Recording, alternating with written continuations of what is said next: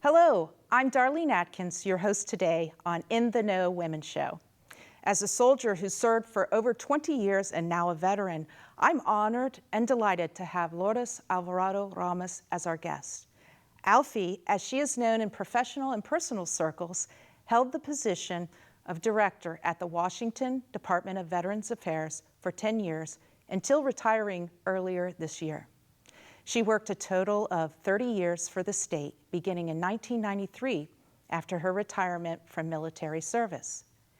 She served in the United States Army for over 20 years, retiring as the Command Sgt. Major of Madigan Army Hospital at Joint Base Lewis-McChord here in Washington State. She was the first woman to serve in both of these leadership positions. We'll discuss her service in these organizations during this 11th episode, covering the influences that contributed to her success and what she's doing for fun post 50 years of public service, as well as how she is continuing to impact the quality of lives in our communities in this new phase of her life. So stand fast, as they say in the Army, while we run the opening of the show. And do come back. That's an order.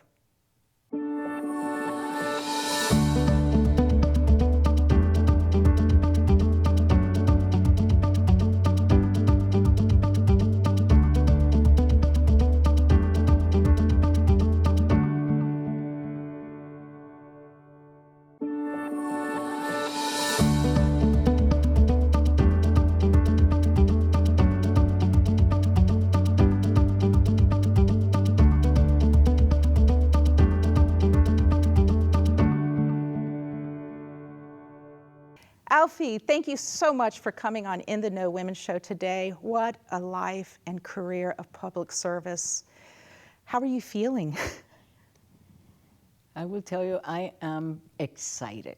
Yeah. Just absolutely excited. It's my third stage in my life, and just going at it with wild abandon. I do notice, I see the social media posts out there. You're on this mountain and that, and exploring and doing all kinds of things. Is that feeling pretty good that you are, able to do that now? It feels great because after COVID, it was one of those things that it made me think a lot about the future. And as I retired, we prepared. My spouse and I prepared to being able to just go into this next phase. And we've been having a great time. Well, that's great to hear. And we will come back a little bit later and talk a little bit more about maybe some of your plans further down the road in retirement. But I'd like to talk now about your time as director at Washington State Department of Veterans Affairs and this 10 years, but also going back even further. You were there for 30 years. And tell me how that came about. Well, I retired in 1993 and I gave myself 1 year to be able to find whatever the next career was. And within about 3 months of announcing my retirement from the military, I had a friend of mine who was part of the Sergeants Major Association, of which I was president, who told me, there's an opportunity at the Department of Veterans Affairs that you would be perfect for. Wow. Ori, I will forever be thankful to him. And I decided to apply for the position of administrator of one of the state veterans homes. I needed to complete my degree. I needed to get a license for nursing home administrator to be able to get that job. And I still had 9 months of active duty. Oh, wow. So I think those stars aligned, and the military let me go 6 months early because my replacement was already there. And I started at the Ordin Veterans Home as the administrator. And it was a full circle kind of thing that, working for the elderly is something that I did when I was growing up, being able to serve. And then doing that of elderly veterans or seniors was like a dream come true. Wow. So that's how I started my career with the Department of Veterans Affairs. And from there just went on to different duties and responsibilities as overseeing all of the homes, operations director, deputy director, and then in 2013 being appointed as the Director of Veterans Affairs. Wow, wow, that is Wow. amazing. I do want to definitely talk more about the military service, but I'm going to stay there with the Department of Veterans Affairs. And tell me what that moment was like when the call came, if it was a call from Governor Inslee saying, I'm going to appoint you as the Director of the Department of Veterans Affairs. Well, I remember as if it was yesterday, because the phone rang, and I had some interviews with his chief of staff. And I had spoken with him when he was a state representative years back, because I went to Washington, D.C. every year to be able to speak with the congressional delegation, talk about Veterans Affairs. So I kind of knew him already. And I got this call, and he just said, Alfie, how would you like to work for me? And I just went, well, let me think about it. That's a good answer. And there was silence at the other end. And I said, of course, I would love to be. I would be proud to be the Director of Veterans Affairs. So it was awesome. And what makes me really proud was that I was among the first 5 cabinet members that he actually had a press conference and announced in this press conference as his first cabinet members. It's never happened with the Director of Veterans Affairs. So that showed me the priority that he had when it came to veterans. Wow, wow. I'm so glad to hear that. And you were the first woman director, too. Yes, I was. Yeah. How was that role? Well, you know, it's having been in the military during the time that we served, you know that we did a lot of firsts. Yeah. So being first when it came to the agency or the state veterans home, there had never been a woman administrator either. It's sort of part of the DNA. So it wasn't that big a deal for me. Yeah. Although it was a big deal for a lot of women, especially women veterans. So I took that moment in to make sure that, you know, it was a big deal for many. And then it really kind of sunk in the fact that this was new ground for me. Yeah. Yeah. Well, I will tell you, shortly after I moved out here, I heard about an event at the local library about women veterans. And that's where I first heard your name and found out you were the director. And I did a little note to self that, wow, we have a woman director of Veterans Affairs. And I looked forward to settling into the state in my Army Reserve career here and wondering, would we cross paths or how would we cross paths? Because I was involved with a historic Women's American Legion post back in Cincinnati, where I was a commander for a number of years. So, you know, women veterans, you know, they're often forgotten about. They're often not receiving benefits, and so I know the importance of women taking part in opportunities, and then having a leader as a woman. Certainly she's going to be well aware of these things and helping us make sure we're taken care of. Let me turn to this book, because that was the book's author was there discussing this, and you're in it. And this nearly jumped off the shelves at the library when I walked in there last night. I said, how serendipitous. So this, I don't know if you can catch a close-up on this. But we'll do another close-up later if we need to, but it's Women Vietnam Veterans Are Untold Stories. And maybe this is a good time to switch gears and talk about your military service, and maybe starting with, how did you come to be in this book? Well, I joined the military right after high school. I was supposed to be going to nursing school in the local college and university, and half of my financial aid did not come. So I would have been an RN after I graduated, and my plan was to join the military. And the reason for that was my dad. He served, he wore the uniform during Korea. He never went to Korea. He was in Puerto Rico getting ready for it, but it was a short war. And he inspired me. The love that he had for the military, and that being the highlight of his life, for me was something that I found alluring. And so when I didn't get into college, I decided to join as a medic. during the Vietnam War.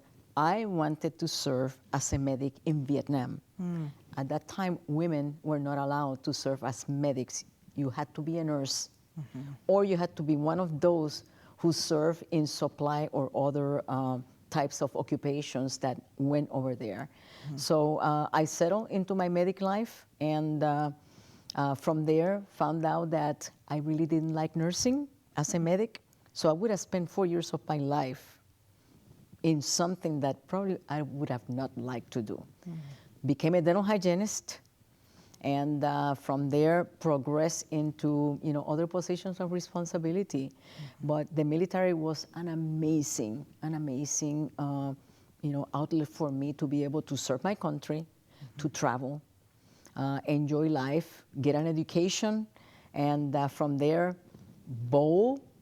I bowled with the Army. I read that yesterday. For almost a year, and just had a great time doing some of that. Participated in all kinds of activities like Soldier of the Year, volunteer for stuff. And I think that's one of the things that helped me get noticed. I did not do it on purpose, but when nobody wanted to do things, there I was saying, I'll do it. And it got me noticed for opportunities later on that were plum assignments or really nice things for me to participate in, like guest recruiter and things like that. But after 22 years, I look back, I was probably one of the youngest medic to be selected for Command Sergeant Major at 17 and a half years. Wow. So it was a career that if I had to do it all over again, I would not hesitate whatsoever, because the military was really good to me. Yeah, well, that's wonderful to hear. Yeah, I had an unusual start. I started at 35 years old. A grandma. We used to call 30-somethings grandma. I was called grandma during the sit-ups.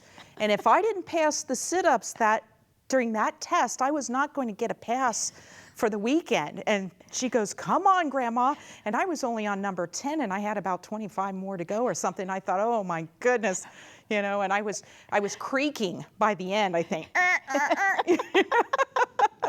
But, it was successful. I made it through. What sticks out during those 22 years of military service? Was there a moment of being recognized, or a particular location, or duty assignment, or some experience? I know I have a few.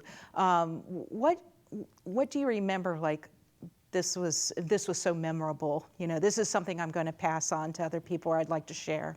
Well, probably one of the most memorable really had nothing to do with the military per se, but where I was. I was in Berlin, stationed in Berlin when the wall came down. Oh my goodness. And I have a picture that I'm going to share with you of that, because it's me with a little pick just picking at the wall during that time. And for me, especially with the way that politics were, Reagan, Gorbachev, and the fact that a week earlier, a group of us were talking and saying, it will never happen. And then, sick with the flu, sick as a dog, all of a sudden I saw in the news the gates opening, the bridge opening, and I instantly got better, got in my car, went to take pictures, and I just saw the humanity of being free, of people. And that is something that stuck with me and still sticks with me when I see oppression, and just being able to see that and have that remembrance is absolutely memorable for me. And the second one was when I was selected for Command Sergeant Major. I was at the Sergeant's Major Academy in Fort Bliss, Texas, and they read who was selected for E9, which is kind of then the highest rank that you could achieve. But then they read the Command Sergeant Major list, and that list was a lot smaller, and I made it. Wow. And I was just going, wow. That's where I yell, hooah! Yeah. And the one thing is that I heard 2 rows down, somebody said, I wonder what she did to get picked up. And that's when I got up from the front, from the back, went to the front, stood right in front of him in the theater, and I said, I did what you didn't do to get promoted. Right. You know, it was it was something that really took me off that day because it was a very happy occasion, and somebody had to poo-poo it. Right. Right. Yeah, so I wasn't going to stand for it. Yeah. Good for you. Yeah. Good for you. Where does that grit and that assertiveness, where does that come from? Was that developed, coming up in the ranks in the military, or did it start back in your upbringing? I think there are two people. My mom, she was a matriarch. She was the person who led the family. My dad was amazing in being able to provide, but she was the one that had everything dress and would not take no for an answer. And then Sergeant First Class Mary Stringfellow. Mary Stringfellow, an amazing African-American woman that I looked up to. She was my clinic chief, and she was the kind that dentists, our doctors, officers would, if they came in late, she would be out there in front of the door, kind of waiting for them, and she just scared the bejeebers out of everybody. But she would stand up for what she saw was not right, especially when the enlisted were treated, badly by doctors who thought themselves that were, just because of their rank. And she would stand up and just tell them just like it was. She showed me that, yes, you can be respectful, but at the same time, you can stand your ground and tell people how you feel. Wow. Those are great role models to have in the military. When I joined, like I said, at 35, I was the older person, but at the younger rank. But I didn't have a Sergeant First Class Mary Stringfellow. Mary Stringfellow. I wish I had, or an CSM Alfie Alvarado. It was a little rough going, being a private first class, but I was 37 years old or 36, and sometimes not tolerating anything that I thought wasn't professional, or might turn into something troublesome down the road. Yeah. And this is one of the things that I tell those who I come in contact with, that everybody can be a mentor. If they see things, they see something, to stand up for the other person. Sometimes, even if it is, risky, to be able to do that, and therefore be able to support each other. Yeah. Because sometimes we stay silent, and silence is consent, and it's not right. So we need to be able to stand for each other when we see things that are not right. Right. Yeah. That does take me back to some deployment time, and one of these days I'll write the memoir. But I certainly did that, but again, I had this rank that was challenging, a specialist.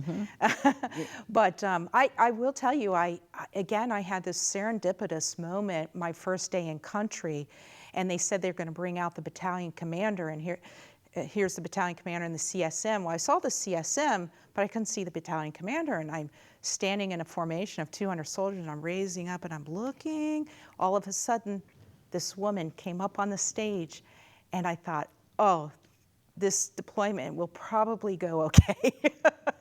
Just from some of the things I saw prior to arriving in country.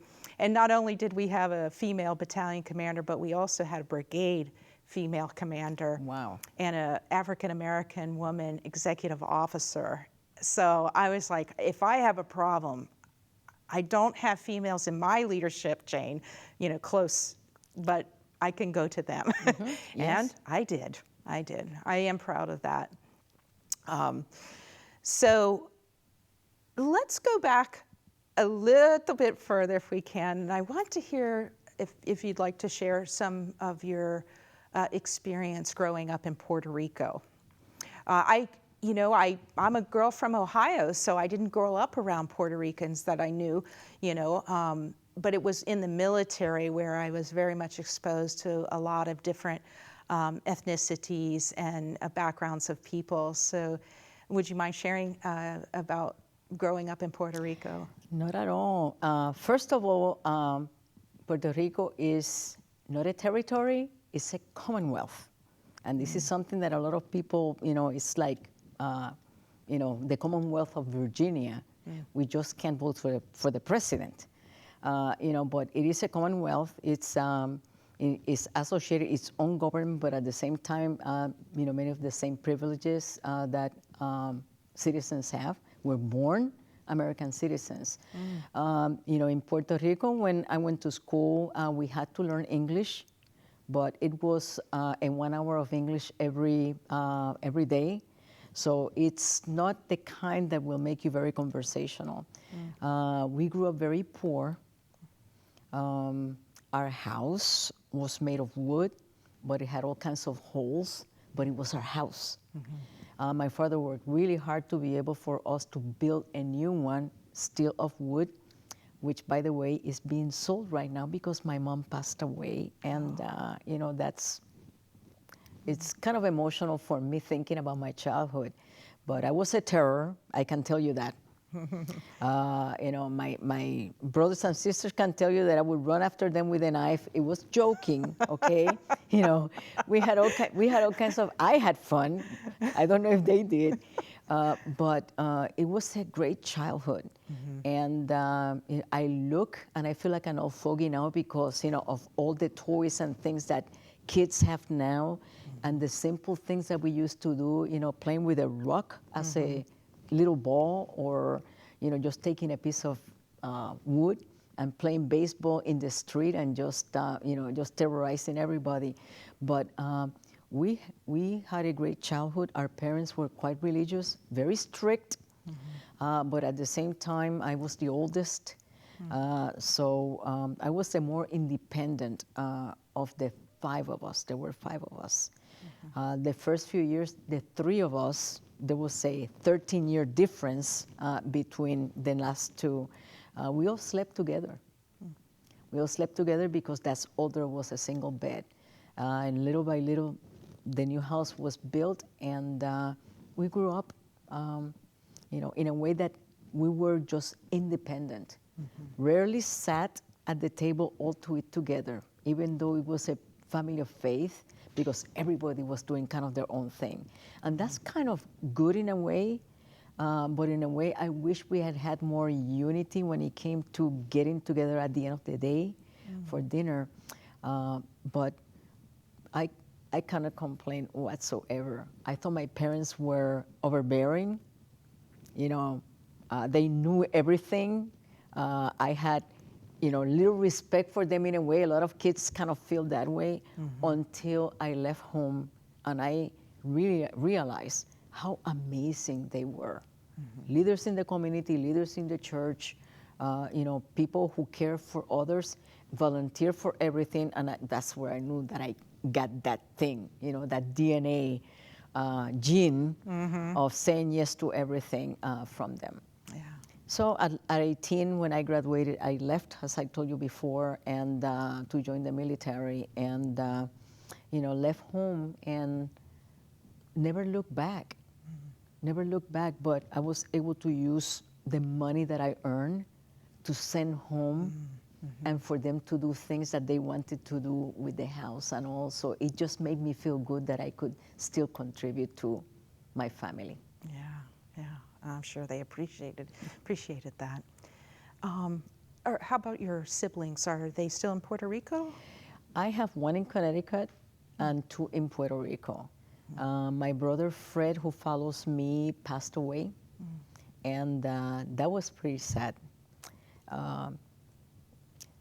He was a heavy smoker, and unfortunately, it's one of those things that affected his heart, and he never got to see his 65th birthday. And, I think of him almost every single day. Miss him a lot. I have 2 sisters who are teachers.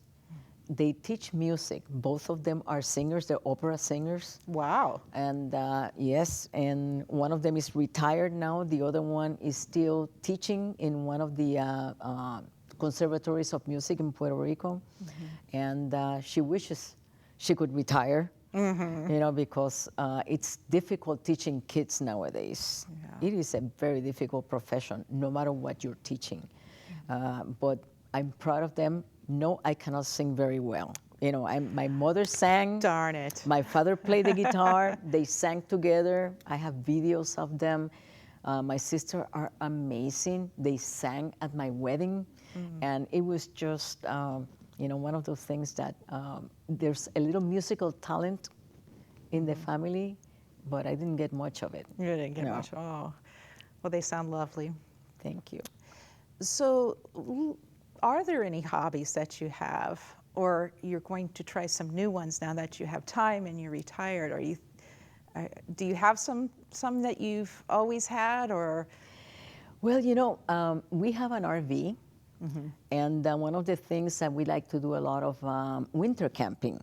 Well, in winter camping, especially in Washington, it rains a lot. Yes. So we go out and hike and do several, you know, those things outside. But when we're inside, I never really did puzzles before.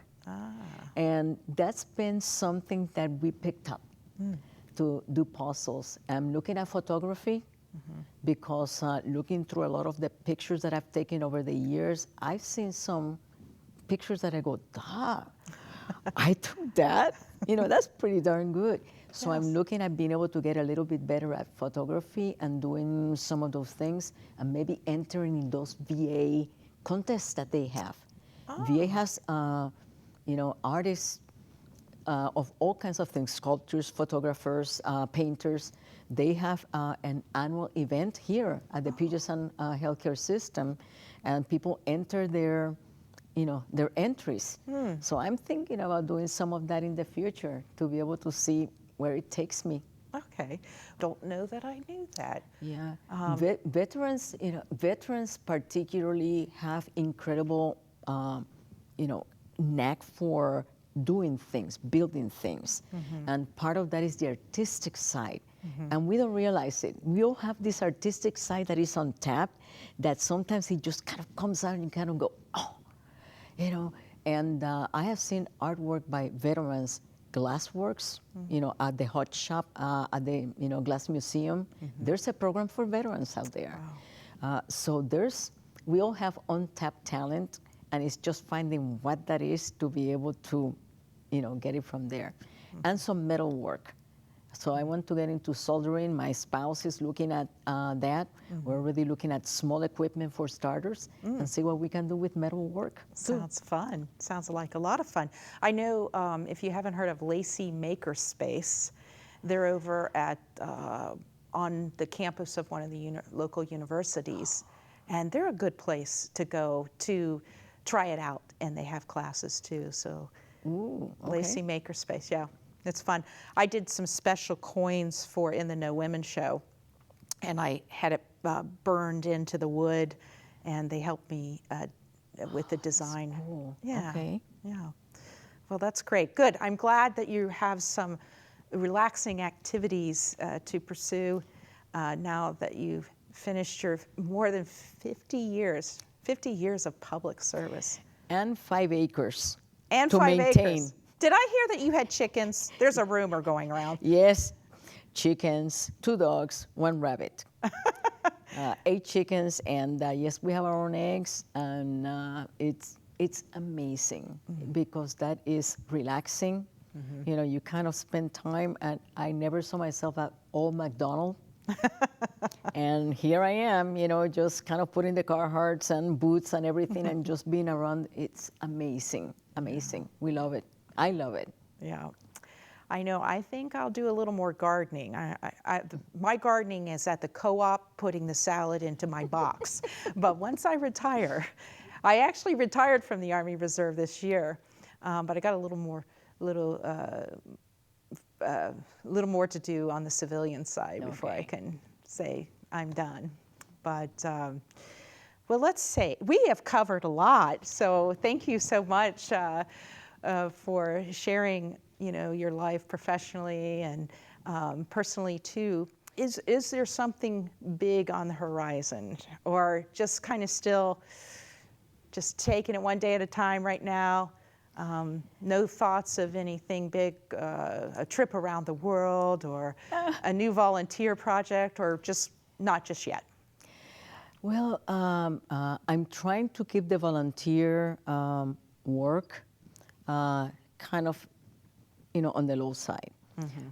I kept 3 things from my service to veterans, and that's the Retiree Council. I'm in the Veteran Survivors Caregivers Subcommittee, Advisory Committee for the Secretary of VA. And then I have what's called the Madigan Foundation, which helps especially junior enlisted soldiers with medical issues and costs that the military doesn't cover, which is unbelievable, but it happens in this day and age. So those things keep me busy. But our plan, we have a big one that is going to be travel Bora Bora, and Tahiti has been bucket for us, and that's going to happen next year. And then stepping out of Washington and Oregon to be able to go to Yellowstone National Park and some of the further parks in this particular area of the country. That's part of what we're going to be doing. Big hike, going to Spain to do El Camino, likely a few years up the road, because that's a big undertaking and it's hard to find people to care for the chickens and the house and all of that. So we have to go one step at a time, but there's not a lack for things to do, and just excited to be able to just kind of just take it one chunk at a time and getting things done, and we are, and that's exciting. Yeah, I'm excited for you. Thank you. And you're still in wonderful shape and good health. I mean, you probably could, pop down and do a couple push-ups if we didn't want to sweat too much. Yeah, absolutely. But instead of push-ups, what about a cadence? Could we do that? Did you? I know I shared earlier I had a favorite cadence, and I tweaked it a little bit to be more favorable toward women. Were there any cadences that were favorites of yours? Let's see. Do you want to repeat it for me? I want to repeat it. I certainly do. They say that in the Army. They say that in the Army. The chicken's mighty fine. The chicken's mighty fine. But one jumped off the table. And one jumped on the table. And started marking time. I don't want no more this Army life. Gee, Mom, I want to go. Gee, Mom, I want to go. But they won't let me go. But they won't let me go. Gee, Mom, I want to go home. Very good, very good. Yes, I loved that one, and I did have to tweak just a part of it when the part about the women came in, and they said something along the lines of the women look like Phyllis Diller and sing and march like Frankenstein. I said, oh, no. Once I got into my professional military education as a sergeant, I opened up with that one morning when I was marching the troops around, and I changed it and said, they say that in the Army, the women are mighty fine. They sing like Beyonce and like to drink red wine. So I got a few laughs, and I think I got a little bit more respect from some of them. Good. Yeah. It's been a great interview, Alfie. Thank you so much. I know something that's so important for our society right now, and something that you've considered pretty much probably all your life, and that is health and well-being. So can you tell us a little bit about what keeps you motivated to stay in good health? And that is challenging. You certainly have many experiences through your work at the Department of Veterans Affairs and health and well-being. So, what kind of advice can you give our audience that is watching on, taking care of ourselves? Well, I can tell you that since I went on permanent vacation in January, I lost 10 pounds. And usually it's the other way around. People retire, start getting lax, you don't do as much moving around, and that's not good. Not too many friends of ours, I think you probably have them too, that left an active work life, became sedentary, and next thing you know, they're dead. I mean, it's I know many people like that. Well, new, because now they're not here with us anymore, you know. But it's important to be able to stay active. I, as you know, love hiking, stay outside. 5 acres keep us busy and being able to just do all kinds of work outside. And I think it's good not only for the one person, but for the family and their partner or spouse to make sure that there's that activity. And Washington is so amazing. People who live in Washington who have not gone to one of our parks and have actually taken the trails or gone to our beaches and not just lay down and bake, but actually walk from one end to the other to make sure that you keep that blood pumping, you know, are fooling themselves. Because it's important to be able to really, you know, look at your health. I weigh myself every day, weigh myself every single day, you know, just to be able to make sure that, you know, weight is not the only indicator of good health. Movement is, you know, is. I know people who are, you know, not in the quote ideal weight, but they're so active that they're in better health than others, you know. So that's, to me, the biggest advice that I have. And in the process, gratitude. Being grateful every morning that we get up, being able to get up in itself is an achievement. And I am grateful every single day for being able to get up, get my coffee, take it outside, no matter what the weather is, that's what we do. And just enjoy life and be thankful for it.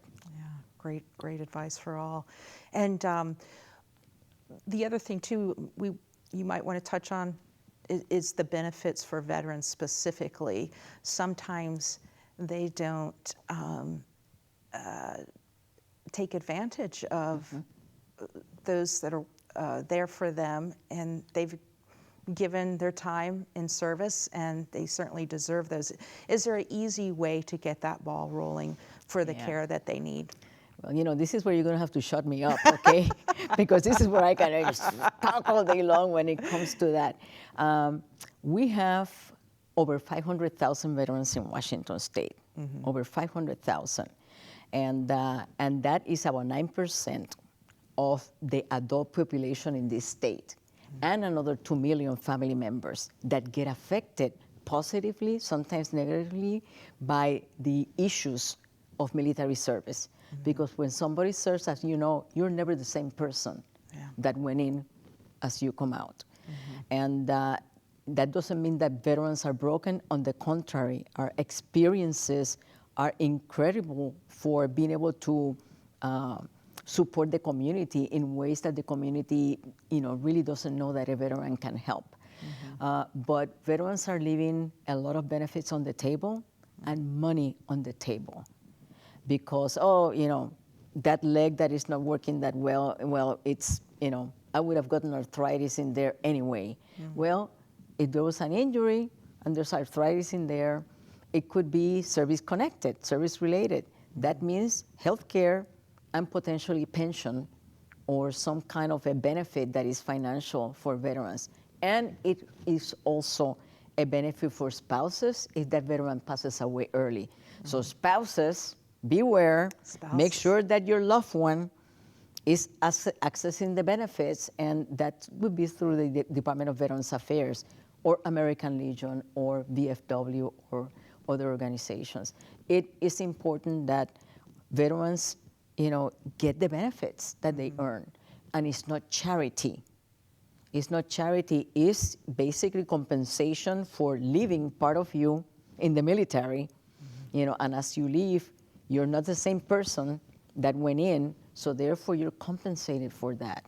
But it's healthcare benefits and you know, assistance with rent sometimes when a veteran gets in a little bit of trouble like that. So the State Department of Veterans Affairs is the best place to be able to kind of start the ball rolling, to be able to see what they're eligible for. Right. And don't make assumptions. I tell people, don't assume, ask, and they'll be able to tell you. Yeah, thank you. And we will put up, again, at the end of the show, we'll put up some information for anybody who's a veteran or the spouse. DVA. You're encouraging the spouse also to maybe start the ball rolling if necessary. So we will provide that information. Yeah. I just wanted to ask you a quick question. Sure. You and I, we were at DVA during one of those earthquake drills, weren't we? Oh yes, we were. That's right. We ended up under a table together. But I think there was a workshop going on, and then the earthquake drill happened. Right. I forgot to mention that. Yeah, you know, my best memory of Darlene is, you know, being under the table with you about this close to each other. Exactly. What is it? Holding, you know, and just making sure that we did the right thing during that. That's right. Earthquake drill. That crossed my mind earlier today or yesterday, and I thought, why did we end up under the table? Because I think we were in a pretty serious workshop. Yes. That I had become aware of, and so I wanted to go down there. And there's been a lot of different workshops too. I've tried to make time for, and I thank you for those programs. Lastly, we got to squeeze in, speaking of programs, tell me just a little bit about the Women's Veterans Conference, where I got this beautiful pin from. So tell me just a little bit about the Women's Conference and the meaning and impact that has for the females that have served in the military here in Washington State. Absolutely. Well, in 2008, I was a deputy director, and I talked to John Lee, who was the director then, and I said, we need to have a women's program. Mm-hmm.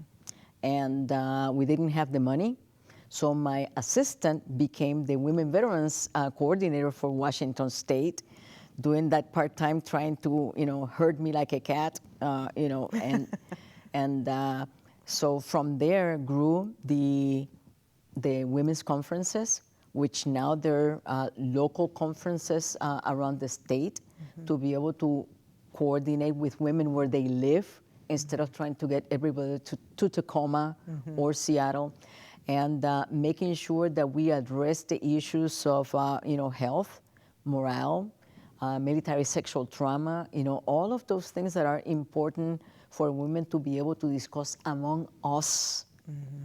and have that platform that will allow for us to be able to seek the assistance or help others. Yeah.